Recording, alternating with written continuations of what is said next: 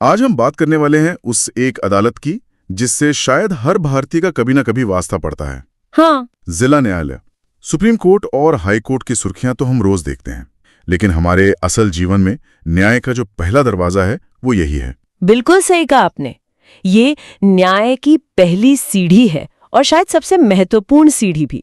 हम सब बड़ी बड़ी अदालतों के बारे में जानते हैं, लेकिन संविधान निर्माताओं की सोच यही थी कि न्याय दिल्ली की बड़ी इमारतों तक सीमित न रहे, बल्कि हर जिले की पहचान बन जाए। हाँ। किसी भी आम इंसान के लिए न्याय की शुरुआत यहीं से होती है। और यही बात मुझे सबसे दिलचस्प लगती है। चाहे किसी की गिरफ्तारी का मामला हो, पड़ोसियों में जमीन का कोई झगड़ा हो या कोई पारिवारिक विवाद, रास्ता जिला अदालत से ही होकर गुजरता है। सही है। तो चलिए आज इसी बुनियाद को थोड़ा और समझते हैं। सबसे पहले, इस अदालत को इतनी शक्ति मिलती कहां से है? क्या ये किसी सरकारी कानून से बनी है? नहीं, और यही इसकी सबसे बड़ी ताकत है।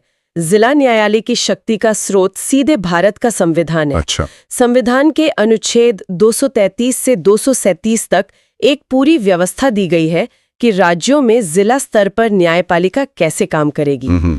इसमें 3 मुख्य बातें हैं। जिला जज की नियुक्ति कैसे होगी, उनके नीचे की अदालतों का ढांचा क्या होगा, और इन सब पर हाईकोर्ट का नियंत्रण कैसे रहेगा। यानी इसकी नींव सीधे संविधान में रखी गई है। ये कोई मामूली बात नहीं है। बिल्कुल नहीं। ये इसे एक जबरदस्त अधिकार और स्वतंत्रता देती है। तो अगर हम एक जिले के न्यायिक सिस्टम को एक पिरामिड की तरह देखें, तो इसके शिखर पर कौन बैठा है? उस शिखर पर बैठा होता है जिले का सर्वोच्च न्यायिक अधिकारी, जिसे हम जिला न्यायाधीश या डिस्ट्रिक्ट जज कहते हैं। लेकिन यहाँ एक बहुत ही अनोखी बात है। क्या? एक ही व्यक्ति एक ही कुर्सी पर बैठकर 2 अलग अलग किरदार निभाता है। 1 मिनट, ये बात थोड़ी चौंकाने वाली है। मतलब एक ही जज सुबह संपत्ति का मामला सुनता है और दोपहर में हत्या का। ये तो बिल्कुल अलग तरह की मानसिकता की मांग करते होंगे। ये कैसे मैनेज होता है? देखिए, यह भारतीय न्याय व्यवस्था की एक खासियत है। जब वही न्यायाधीश दीवानी यानी सिविल मामले सुनते हैं, जैसे जमीन जायदाद वाले मामले। हाँ, जैसे जमीन जायदाद, पैसों का लेन देन या कॉन्ट्रैक्ट के विवाद, तब उन्हें डिस्ट्रिक्ट जज कहा जाता है। ठीक है।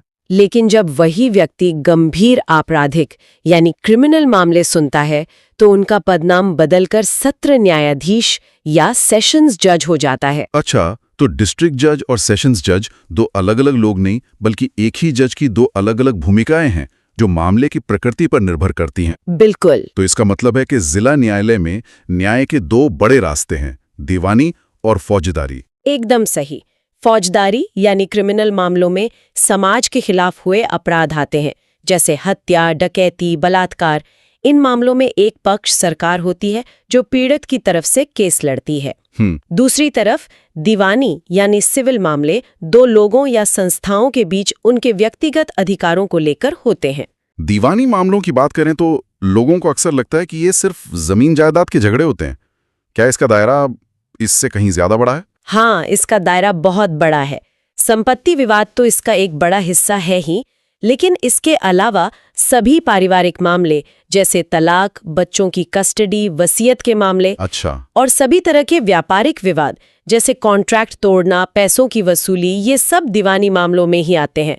असल में जो भी मामला सीधे तौर पर अपराध नहीं है, वो दीवानी क्षेत्राधिकार में आता है। चलिए पहले सत्र न्यायालय की शक्तियों पर ध्यान देते हैं, क्योंकि यहाँ समाज पर असर डालने वाले सबसे गंभीर अपराधों का फैसला होता है।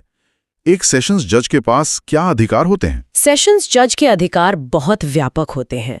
वो उन सभी गंभीर अपराधों की सुनवाई कर सकते हैं जिनमें आजीवन कारावास से लेकर मृत्युदंड तक की सजा का प्रावधान हो। और यहीं पर उनके पास वो शक्ति आती है जो भारतीय कानून में सबसे बड़ी सजा मानी जाती है, मृत्युदंड की शक्ति। हाँ बिल्कुल, किसी को मृत्युदंड यानी फांसी की सजा सुनाने की शक्ति। ये सुनते ही रोंगटे खड़े हो जाते हैं। किसी एक व्यक्ति के हाथ में किसी की जिंदगी और मौत का फैसला देने की शक्ति, ये वाकई बहुत बड़ी जिम्मेदारी है। क्या इस पर कोई रोक, कोई नियंत्रण भी है, या सेशंस जज का फैसला ही अंतिम होता है? नहीं, और यही हमारे संविधान का सुरक्षा कवच काम करता है। अच्छा। ये एक बहुत ही महत्वपूर्ण नियम है कि कोई भी सेशंस कोर्ट अगर किसी को फांसी की सजा सुनाता है, तो उस सजा को तब तक अमल में नहीं लाया जा सकता जब तक उस राज्य का हाई कोर्ट उस पर अपनी मुहर न लगा दे। मतलब हाई कोर्ट की सहमति जरूरी है? हाँ, इस प्रक्रिया को कॉन्फर्मेशन या पुष्टि कहते हैं। हाईकोर्ट पूरे मामले को फिर से जांचता है और अगर उन्हें लगता है कि सजा सही है तभी उसे कंफर्म किया जाता है। ये एक बेहद जरूरी संतुलन है। यह सुनिश्चित करता है कि जिंदगी और मौत के फैसले में कोई भी चूक न हो। बिल्कुल। अब अगर हम दीवानी मामलों की तरफ लौटें तो डिस्ट्रिक्ट जज की भूमिका एक रक्षक की तरह कैसे होती है? दीवानी मामलों में जज एक तरह से अधिकारों के रेफरी होते हैं। वो ये तय करते हैं कि किसी संपत्ति का असली मालिक कौन है, क्या किसी कॉन्ट्रैक्ट की शर्तों का पालन हुआ या किसी को कितना मुआवजा मिलना चाहिए। उनका फैसला समाज में एक स्थिरता लाता है क्योंकि लोगों को भरोसा होता है कि उनके अधिकारों का हनन होने पर एक निष्पक्ष संस्था है जो न्याय करेगी। और अगर मान लीजिए कोई पक्ष डिस्ट्रिक्ट जज के दीवानी फैसले से खुश नहीं है तो उसके लिए आगे का रास्ता क्या है? देखिए, फौजदारी मामलों की तरह ही दीवानी मामलों में भी जिला न्यायालय के फैसले के खिलाफ अपील सीधे हाईकोर्ट में की जा सकती है। अच्छा। ये न्याय के सिद्धांत का एक अहम हिस्सा है कि हर किसी को कम से कम एक अपील का मौका जरूर मिलना चाहिए। एक जिला जज के पास इतनी सारी शक्तियां होना, दीवानी भी और फौजदारी भी, सोचने पर मजबूर करता है कि क्या वो ये सब अकेले संभालते हैं। जाहिर है एक पूरा सिस्टम उनकी मदद करता होगा। आपने बिल्कुल सही पकड़ा। तो वो सिस्टम कैसा दिखता है? जिला जज अकेले काम नहीं करते। उनके अधीन अदालतों का एक पूरा नेटवर्क होता है जिन्हें हम मजिस्ट्रेट अदालतें कहते हैं। इसे आप एक अस्पताल की तरह समझ सकते हैं। अस्पताल, ये एक दिलचस्प एनालॉजी है, समझाइए जरा। जैसे छोटी मोटी बीमारी के लिए आप पहले जनरल डॉक्टर के पास जाते, वैसे ही कम गंभीर आपराधिक मामले पहले मजिस्ट्रेट के पास जाते हैं। ठीक है। अगर मामला ज्यादा गंभीर हो या कोई स्पेशलिस्ट राय चाहिए हो तो उसे बड़े डॉक्टर यानी सेशंस जज के पास भेजा जाता है। जिला जज के नीचे काम करने वाले चीफ जुडिशियल मजिस्ट्रेट यानी CJM और जुडिशियल मजिस्ट्रेट फर्स्ट क्लास यानी JMFC इसी शुरुआती स्तर के डॉक्टर या जज हैं। तो वो जमानत जैसे काम करते होंगे? हाँ, वे जमानत देने, शुरुआती सुनवाई करने और छोटे अपराधों में सजा सुनाने जैसे महत्वपूर्ण काम करते हैं। ये संरचना तो पुलिस और अदालत के रिश्ते को भी बहुत महत्वपूर्ण बना देती है। असल जिंदगी में ये रिश्ता कैसे काम करता है? प्रक्रिया FIR से शुरू होती है।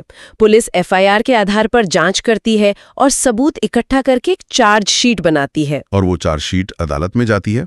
हाँ, ये चार्जशीट फिर मजिस्ट्रेट के अदालत में पेश की जाती है और यहीं से न्यायिक नियंत्रण का असली खेल शुरू होता है। ये न्यायिक नियंत्रण सिर्फ एक किताबी बात तो नहीं है ना, है ना? इसका जमीन पे क्या मतलब है? नहीं, इसका जमीन पर बहुत गहरा मतलब है। मान लीजिए पुलिस किसी को गिरफ्तार करती है, वो उसे 24 घंटे से ज्यादा अपनी हिरासत में नहीं रख सकती। उन्हें उस व्यक्ति को मजिस्ट्रेट के सामने पेश करना ही होगा। अच्छा। अब ये मजिस्ट्रेट तय करेगा कि पुलिस को और जांच के लिए हिरासत की जरूरत है या आरोपी को जमानत पर छोड़ा जा सकता है। यहीं पर अदालत पुलिस की शक्ति पर एक जरूरी लगाम लगाती है। मतलब पुलिस अपनी मनमानी नहीं कर सकती? बिल्कुल नहीं, उससे हर कदम पर अदालत को जवाब देना होता है। तो मजिस्ट्रेट पुलिस की शक्ति को संतुलित करता है? जी, लेकिन खुद जिला न्यायालय और इन मजिस्ट्रेट अदालतों पर किसका नियंत्रण होता है? क्या वे पूरी तरह से स्वतंत्र हैं? यहाँ पर फिर से संविधान का बनाया हुआ एक और संतुलन सामने आता है। संविधान का अनुच्छेद 235 बहुत स्पष्ट रूप से कहता है कि जिला न्यायालय और उसके अधीन सभी न्यायालयों पर नियंत्रण हाईकोर्ट का होगा। लेकिन ये नियंत्रण किस तरह का होता है? क्या हाईकोर्ट किसी जिला जज को फोन करके बता सकता है कि किसी केस में क्या फैसला देना है? नहीं, बिल्कुल नहीं। यह एक बहुत ही सूक्ष्म लेकिन महत्वपूर्ण अंतर है। हाईकोर्ट का नियंत्रण मुख्य रूप से प्रशासनिक होता है, न्यायिक नहीं। प्रशासनिक मतलब? इसका मतलब है कि हाईकोर्ट ये तय करता है कि किस जज की पोस्टिंग कहाँ होगी, उनका प्रमोशन कब होगा, या अगर कोई जज अनुशासनहीनता करता है तो उसके खिलाफ क्या कार्रवाई होगी। अच्छा। हाईकोर्ट एक तरह से पूरी व्यवस्था के कामकाज की निगरानी करता है। तो अगर मैं सही समझ रहा हूं तो संविधान में एक बहुत ही खूबसूरत संतुलन बनाया गया है। एक तरफ जिला जजों को यह आजादी दी गई है कि वो बिना किसी दबाव के सिर्फ कानून और सबूतों के आधार पर फैसले लें। हाँ। लेकिन दूसरी तरफ हाईकोर्ट को ये जिम्मेदारी दी गई है कि वो देखे कि पूरी मशीनरी ठीक से चल रही है या नहीं। ये एक तरह से क्वालिटी कंट्रोल जैसा है, लेकिन न्यायिक फैसलों में दखल दिए बिना। आपने इसे एकदम सही शब्दों में बयान किया है। जिला न्यायालय न्यायिक रूप से स्वतंत्र है, लेकिन प्रशासनिक रूप से हाईकोर्ट के प्रति जवाबदेह है। यही संतुलन हमारी न्यायपालिका की रीढ़ है।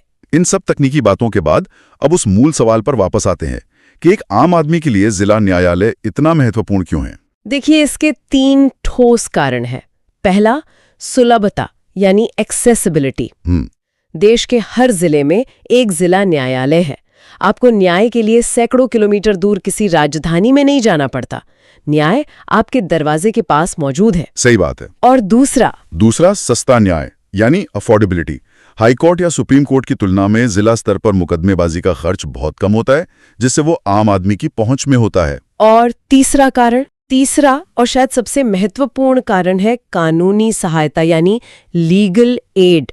अगर किसी के पास वकील करने के पैसे नहीं हैं, तो जिला स्तर पर सरकार की तरफ से मुफ्त वकील मुहैया कराने की व्यवस्था है। यह सुनिश्चित करता है कि कोई भी सिर्फ इसलिए न्याय से वंचित न रह जाए क्योंकि वो गरीब है। तो असल में जिला न्यायालय सिर्फ एक इमारत नहीं है, ये लोकतंत्र का वो सेफ्टी वॉल्व है जो सुनिश्चित करता है कि देश के किसी भी कोने में बैठा आम नागरिक सत्ता या पैसे के आगे बेबस महसूस ना करे। बिल्कुल। न्याय की असली शुरुआत और कई लोगों के लिए अंत भी यही होता है। सही कहा। लाखों लोगों के लिए यही अंतिम अदालत है। उनके मामले यहीं सुलझ जाते हैं और उन्हें आगे अपील में जाने की जरूरत ही नहीं पड़ती। ये जमीनी स्तर पर लोकतंत्र को जिंदा रखने वाली संस्था है। ये एक बहुत शक्तिशाली विचार है। आज की इस गहरी चर्चा को समेटते हुए अगर हमें 3-4 मुख्य बातें याद रखनी हो जो परीक्षा के लिए भी महत्वपूर्ण हो, तो वो क्या होंगी? मेरे हिसाब से सबसे पहली बात यह है कि जिला न्यायालय की शक्ति सीधे संविधान से आती है, जो उसे स्वतंत्रता और सम्मान देता है। अनुच्छेद 233 से 237। संविधान का आधार। दूसरी बात, एक ही जज दीवानी मामलों में डिस्ट्रिक्ट जज और फौजदारी मामलों में सेशंस जज की दोहरी भूमिका निभाता है। दोहरी भूमिका, ठीक है। और नियंत्रण का संतुलन। हाँ। तीसरी महत्वपूर्ण बात, सेशंस जज मृत्यु दंड दे सकता है, पर हाई कोर्ट की पुष्टि अनिवार्य है। ये एक अहम सुरक्षा कवच है। सही है। और चौथी बात, जिला अदालतें न्यायिक रूप से स्वतंत्र हैं, पर प्रशासनिक रूप से हाई कोर्ट के नियंत्रण में काम करती हैं, जैसा अनुच्छेद 235 में कहा गया है, जो जवाबदेही सुनिश्चित करता है। तो कुल मिलाकर शक्ति का स्रोत, दोहरी भूमिका और नियंत्रण का संतुलन, यही जिला न्यायालय के ढांचे का निचोड़ है। बिल्कुल। ठीक है, तो इस चर्चा के आधार पर अब एक प्रश्न देखते हैं जो अक्सर परीक्षाओं में पूछा जाता है। जरूर। प्रश्न है, डिस्ट्रिक्ट जज की नियुक्ति कौन करता है? आपके विकल्प हैं: ए, भारत के मुख्य न्यायाधीश, बी, राज्यपाल, सी, राष्ट्रपति, डी, उच्च न्यायालय।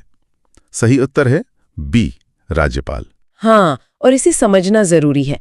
जिला न्यायाधीश की नियुक्ति संबंधित राज्य के राज्यपाल द्वारा उच्च न्यायालय के परामर्श से की जाती है, जैसा कि संविधान के अनुच्छेद 233 में साफ साफ वर्णित है। न्याय की इस सबसे अहम बुनियाद को इतनी गहराई से समझने के लिए आपका बहुत बहुत धन्यवाद। धन्यवाद। आज की चर्चा समाप्त करने से पहले मैं सभी सुनने वालों के लिए एक सवाल छोड़ना चाहूंगा। हमने समझा कि जिला न्यायालय न्याय को सुलभ बनाने के लिए कितना जरूरी है, लेकिन हम ये भी जानते हैं कि इन अदालतों पर मुकदमों का भारी बोझ है, जिससे फैसलों में सालों लग जाते हैं।